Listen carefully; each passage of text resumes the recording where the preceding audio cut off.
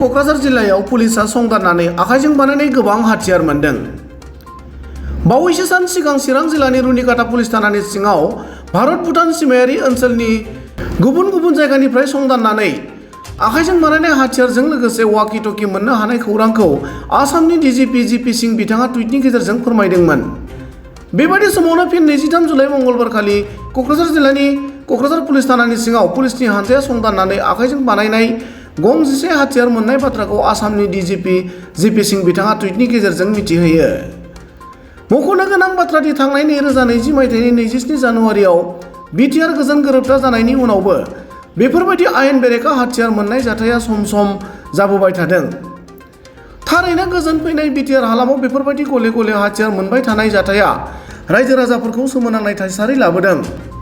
बे बिथिङाव सोरबायदि दुथां सुबुंनि आखाइ दं बेखौ फैबाय थानाय समाव पुलिस बिफाना संदाननायनि गेजेरजोंसो मा फोरमायो बेखौ जों नेनानै थानांसिगोन।